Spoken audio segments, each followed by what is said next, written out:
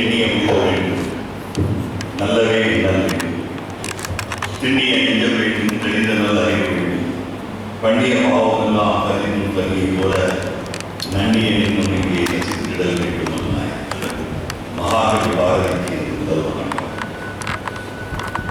ஒரு மகாகவிஞனுக்கு விழா எடுக்கப்படுகிறது.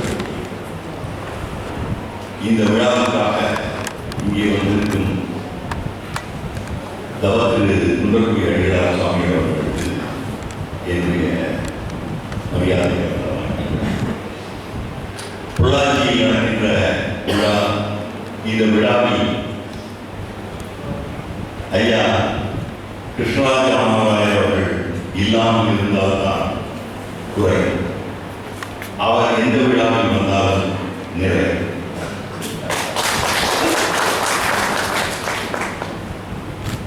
ஜமீன்தாரும் வந்திருக்கிறார், துறவியும் வந்திருக்கிறார், மிகப்பெரிய வணிக வளாகத்தின் தலைவர்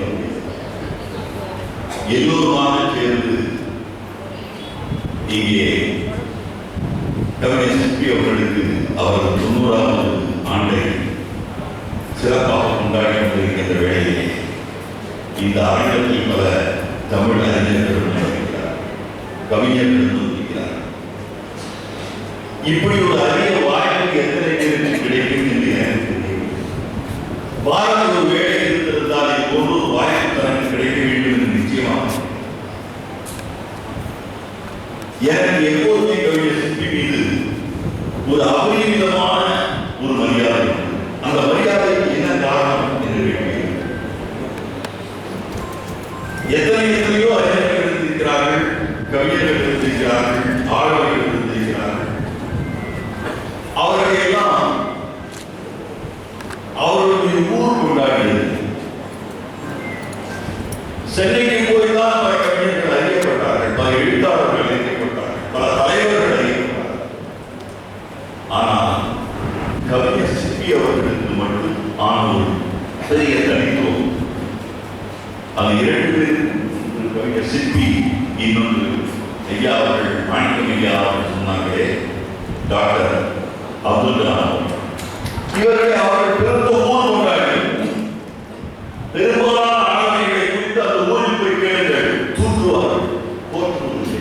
ஆனால் சொந்த ஊரில் மரியாதைக்குரியவராக, மதிப்புக்குரியவராக, இவர் எங்கள் ஊரின் மனிதர், எங்கள் மண்ணின் மனிதர், எங்கள் ஊர் பெருமைப்படுத்தும் போது அவர்தான் உண்மையிலேயே ஆளுமை, அவர்தான் உண்மையிலேயே சிறந்தவனை. எங்கேயோ இருக்கின்ற மக்கள் எல்லாம் பாராட்டினால் போதாது, சொந்த ஊரில் பாராட்ட வேண்டும். கவிஞர் சிற்பி அவர்களுடைய மிகப்பெரிய அந்த ஆளுமையுடைய சிறப்பு என்னென்றால் பட்டம், பதவி, புகழ் அனைத்தும் அவரை தேடி வந்தன. அவரை தேடி போகவில்லை, அவர் தேடி போகவில்லை, அவரை தேடி பொள்ளாச்சிக்கு வந்தார். தனக்கு மட்டும் பெருமை போதாது, தான் பிறந்த மண்ணுக்கும் பெருமை வேண்டும் என்று பொள்ளாச்சிக்கும் பெருமை தேடித்த அந்த பெருமை கவிஞர் சிற்பிக்கு வேண்டும். கவிஞர் சிற்பிக்கு இன்னொரு தனித்துவம். நான் வாழ்ந்த காலத்தில் வாழ்ந்து நான் பார்த்த மிகப்பெரிய கவிஞர் பாரதியாரின் கவிதாமங்கலம் என்று சொல்லி பெருமைப்பட்ட பாரதிதாசனை நான் பார்த்தேன். பாரதிதாசனின் கவிதாமங்கலம் என்று சொல்லி பொன்னடியார் என்கிற கவிஞர் அடிக்கடி தன்னை பெருமையுடன் குறிப்பிட்டார். ஆனால் இவர்களுக்கெல்லாம் பெயர் சொல்வதற்கு 1, 2 கவிஞர்கள் தான் இருந்தார்கள். ஆனால் நாங்கள் சிற்பியின் கவிதாமங்கலத்தை சார்ந்தவர்கள் என்று சொல்ல தமிழகத்தில் 100கணக்கான கவிஞர்கள் இருக்கிறார்கள். அவர் வளர்த்துள்ள கவிஞர்கள் எத்தனை பேர் என்பதை அவர் வீட்டில் போனால் அவரை சுற்றி இருக்கின்ற அந்த இளைஞர்கள் பட்டாளத்தில் ஒவ்வொரு கவிதை தொகுப்பையும் நீங்கள் பார்த்தாலே தெரியும். அத்தனை கவிஞர்கள் ஏதோ ஒரு மலரை தேடி வண்டு சுற்றி வருவது போல கவிஞர் சிற்பியை தேடி பல கவிஞர்கள் பொள்ளாச்சிக்கு வந்து அவர் வீட்டில் சுற்றி கொண்டிருப்பதை பார்த்து நான் வியந்து போகிறேன். இதை நான் நண்பர் முஸ்தபா அவர்களும் நாங்கள் இருவரும் அடிக்கடி கோவை பகுதிக்கு வந்தால் பொள்ளாச்சிக்கு வந்து அவருடைய இல்லத்தை கவிஞர் சிற்பி அவர்களை சந்தித்து விட்டு போவது வழக்கம். அவரிடம் சொல்லிக் கொண்டிருந்தேன். இப்படி ஒரு கவிஞருக்கு, ஒரு ஆளுமைக்கு ஒரு மரியாதை தமிழகத்தில் வேறு யாருக்காவது இருந்திருக்குமா எனக்கு தெரியவில்லை. அந்த கவிஞருடைய இன்னொரு பங்களிப்பு தமிழுக்கு மிகப்பெரிய பங்களிப்பு இருக்கிறது. அவர் ஆகியிருக்கின்ற கவிதைகள், வழங்கியிருக்கின்ற கவிதைகள் ஒருபுறம். பாரதியார் சொன்னார், பிற நாட்டு நல்ல சாஸ்திரங்கள் தமிழ் மொழியில் பெயர்தல் வேண்டும் என்று. அதை நடைமுறைப்படுத்தி காட்டிய பெருமையும் பிற மொழிகளில் உள்ள நல்ல கவிஞர்கள், நல்ல எழுத்தாளர்களை தமிழுக்கு மொழிபெயர்த்து அறிமுகப்படுத்திய பெருமைக்குரியவர் கவிஞர் சிற்பி அவர்கள். தனது தலைமையின் போது ஐயா கிருஷ்ணராஜ ராமராயர் அவர்கள் மிகவும் மனம் கொந்தளித்து சில கருத்துக்களை தெரிவித்தார். கேட்பதற்கு சற்று சங்கடமாக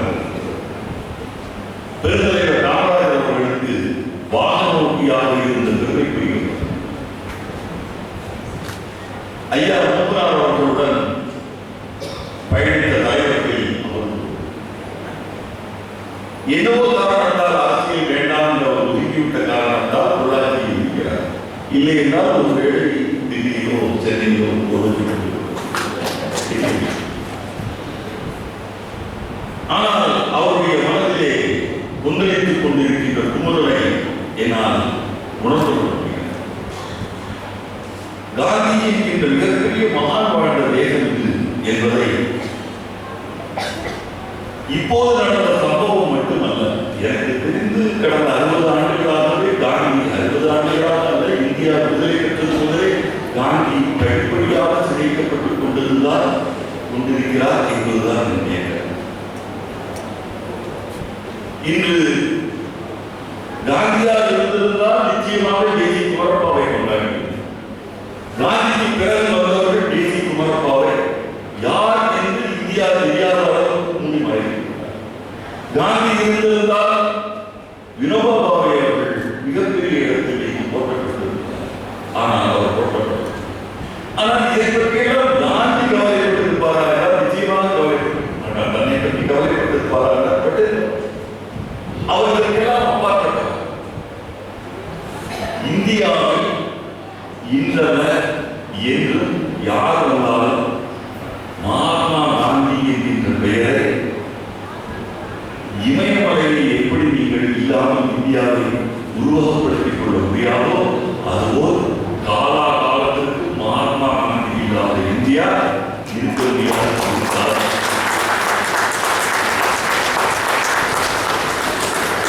பலருக்கும் தெரியவில்லை. ஆனால் நாட்டியர்களுடைய மிகப்பெரிய அருமை நினைக்கிறீர்கள்.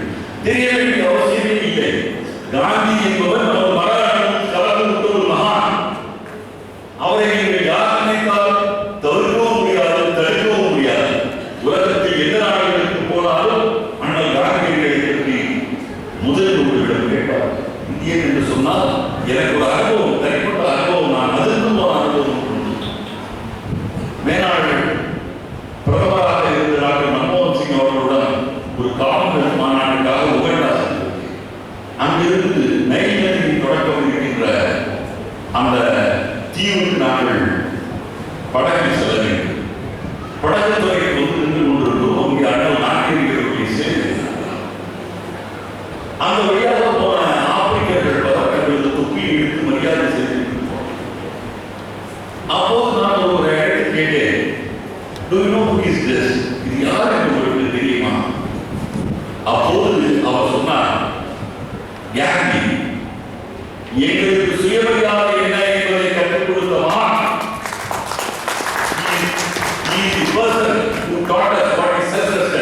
என்று சொன்னார் ஒரு ஆப்பிரிக்கர். அங்க அவர் சொன்னார், இங்கு நான் சொன்னாலும் சொல்லாவிட்டாலும் இந்தியாவில் முதலில் அதிக முன்னேற்றம் என்று அடித்தட்டு மக்களை மேலே கொண்டு வர வேண்டும் என்று யோசித்தவர் காந்தியார். அந்த காந்தியார் போட்ட அடித்தளம் இல்லை என்றால் இன்று தலித்திய பேசுபவர்கள் யாருக்கும் இங்கே இடம் இருந்திருக்க முடியாது. காந்தியார் போட்ட அடித்தளம் தான் இங்கு முதல் இன்று சொல்கிறார்கள். என்ன ஆத்ம நிர்வாகம் பேசுகிறார்கள். இந்த தற்சார்பு என்பது காந்தியார் சொல்லியிருக்கிறார். தாய்மை கல்வி என்பது காந்தியார் சொல்லியிருக்கிறார்.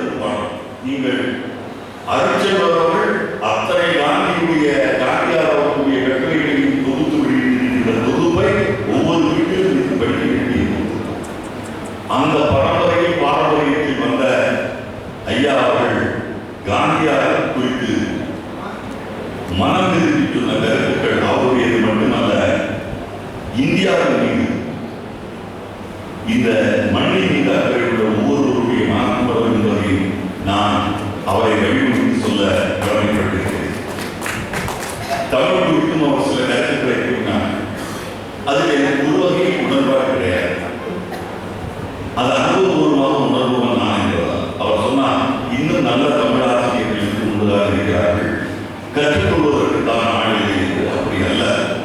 இன்று என்னுடைய அலுவலகத்திலேயே வாரத்துக்கு குறைந்து 10-20 தமிழ் படித்தவர்கள் வருகிறார்கள், உதவி ஆசிரியர்கள்.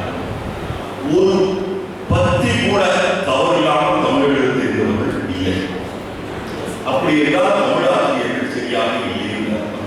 தமிழ் ஆசிரியர்களுக்கு உச்சரிப்பு கிடையாது. தமிழ் ஆசிரியர்கள் பணம் வாங்கி அந்த வேலையை நியமிக்கப்படுகிறார். இப்படிப்பட்ட ஒரு நிலையில் கவிஞர் சிற்பி அவர்களை போன்ற தமிழ் ஆசிரியர்கள் இங்கே பார்க்க முடியுமா என்கின்ற கேள்வி எழுகிறது. இதற்கு மேலாண் துணைவேந்தர் அவர்கள் தான் பதிலளிக்க அவருக்கு அவர்கள் தஞ்சை தமிழ் பல்கலைக்கழகத்திலிருந்து வெளிவருகின்ற மாணவர்கள் பலர் நினைக்கிறார். அவர்களுடைய நிலைமை உண்மையிலேயே மிகவும் பரிதாபமாக இருக்கிறது. நாம் யோசிக்கத்தான் வேண்டும். தமிழை காப்பாற்றுவது என்று சொன்னால் நல்ல தமிழ் ஆசிரியர்களை உருவாக்க வேண்டும். எல்லோருக்கும் நல்ல ஆசிரியர்கள் தன் குழந்தைகள் படிக்க வேண்டும் என்று நினைக்கிறார்கள். நல்ல ஆசிரியர்களாக குழந்தை வர வேண்டும் என்று எப்போது இந்த சமுதாயம் நினைக்கிறதோ அப்போதுதான் அது நடக்கும். கவிஞர் சிற்பி அவர்கள் ஒரு கவிஞராக, ஒரு நல்ல மனிதனாக, ஒரு தலை சிறந்த ஆசிரியராக, ஒரு நாட்டுக்கு நல்ல வழிகாட்டியாக, இப்படி பன்முக சிந்தனையுடன் இருந்த பேராளர் அவருக்கு அகவை சொன்னது. ஐயா மாணிக்கம் அவர்கள் சொன்னது போல